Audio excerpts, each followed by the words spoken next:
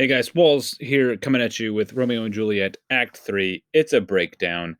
And in this act, everything actually starts to break down. So let's get your handouts ready. In scene 1, Tybalt angrily challenges Romeo to a duel. What is Romeo's response to this challenge? Now, there's some build-up here. You got Mercutio and Benvolio hanging out. And then Tybalt shows up. Let's see here. Yeah. So Tybalt shows up, and Mercutio and Benvolio intercept him, and they kind of get into some words. And Mercutio again has this thing, where Tybalt is like a master swordsman, and Mercutio makes a bunch of jokes. And then Romeo enters the scene, and he is calm and happy after his secret marriage to Juliet. And Tybalt says, "Well, peace be with you, sir. Here comes my man." So Tybalt here says, "Romeo, the love I bear thee can afford no better term than this. Thou art a villain." Now, Romeo here, he does inevitably he does refuse this duel, but he can't come out and say like, "Dude, like chill. I just married your cousin," because I don't know why. I guess it. I mean, Tybalt's already trying to kill him. I don't see at this point why telling him why he shouldn't kill him would necessarily be a bad thing. Either way, Romeo, says like, "I'm not a villain. You know it's me not." Tybalt says, "Boy, this shall not excuse the injuries that thou hast done me, therefore turn and draw." Romeo says, "I do protest I never injured thee, but love thee better than thou canst devise, till thou shalt know the reason of my love, and so, good Capulet, which name I tender as dearly as mine own, be satisfied." So Romeo is basically saying, like, you don't know yet why I love you, but you will know, and until then, be satisfied that I'm not your enemy. Now, Mercutio is like, ugh, like I can't believe you just like didn't fight him. Mercutio thinks that this is unmanly of Romeo, and he challenges Tybalt, and they fight. And then Romeo gets into the middle of it. And it says here, Romeo, trying to separate the two men, steps between them and blocks Mercutio's sword arm. At that moment, Tybalt thrusts his sword under Romeo's arm and stabs Mercutio. Tybalt flees with his followers.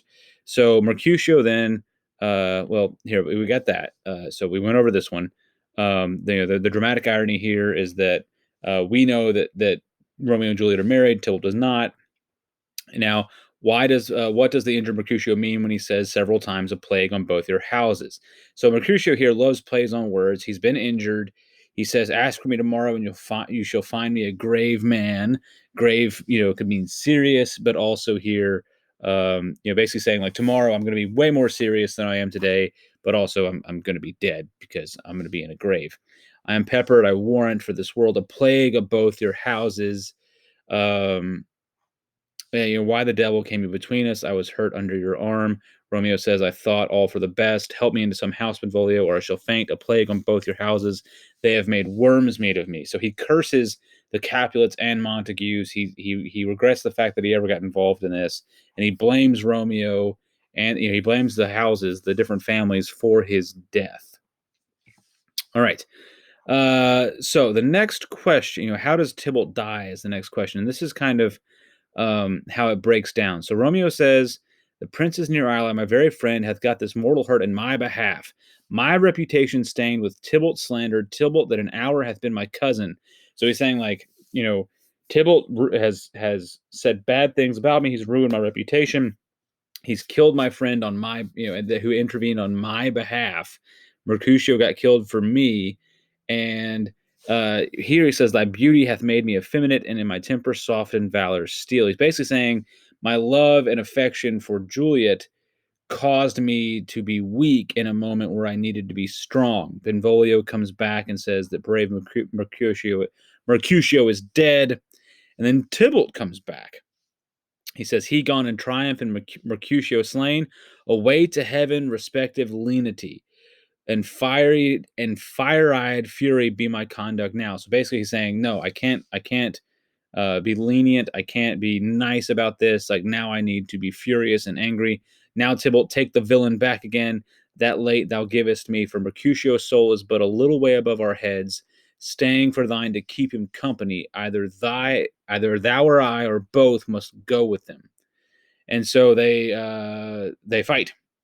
Romeo basically says, Mercutio's soul is hovering above us. He hasn't yet gone because he's waiting to see which one of us or both will join him on the way to heaven. And they get into a fight, and Romeo kills Tybalt. And then Benvolio's like, dude, you got to get out of here. Like, the prince is going to kill you, because that's the punishment for this kind of stuff.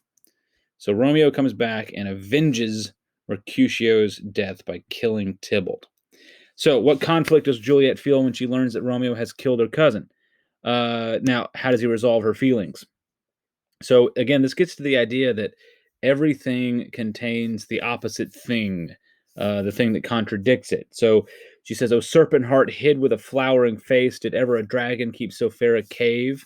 You know, beautiful tyrant, fiend angelical, dove feathered raven, wolvish ravening lamb, despised substance of divinest show." She's basically saying, you look, Romeo looks good, but on the inside, he's evil, just opposite to what thou justly seemest, a damned saint, an honorable villain. O nature, what hadst thou do in hell when thou didst bower the spirit of a fiend in immortal paradise of such sweet flesh? Basically, she's saying, Romeo sure looks good and sounds good, and he seems good, but really he must be evil. Now, she does end up forgiving him. She feels bad about this because she does love him, and she does understand that Tybalt was going to kill him. So, even though she's angry with him here, but again, this is kind of a confirmation that this whole play is about the fact that what is good can be bad, and what is bad can be good. All right. Now, Romeo goes to Friar Lawrence, and he threatens suicide. He's blessing, or rather, he's been banished.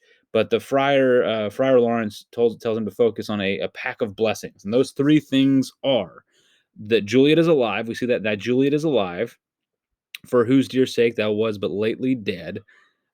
Whoop, there we go. Tybalt wanted to kill him, but he killed Tybalt. There art thou happy, Tybalt will kill thee, but thou slewest Tybalt. There art thou happy. And the prince banished him instead of sentencing to death. The law that threatened death becomes thy friend and turns to exile. There art thou happy. A pack of blessings light upon thy back. Happiness courts thee in her best array, but like a misshaved and sullen wench, thou pouts upon thy fortune and thy love. He's basically saying, dude, you do not appreciate how good things are. Things seem bad, but really, they couldn't. It could have been a lot worse. Okay. All right, where are we going? Wrapping up. So the kind of the I guess the falling action of Act 3. Act 3 had kind of its own climax to it, and now we're seeing how all of this resolves. So the friar instructs Romeo to go to Juliet to comfort her to save his marriage. The Capulets want to comfort their daughter after the death of Tybalt by moving up the wedding date to Paris. They want to make sure that gets done as soon as possible. Of course, they don't know that that's not going to help anything because technically Juliet's already married, but no one has told anyone else.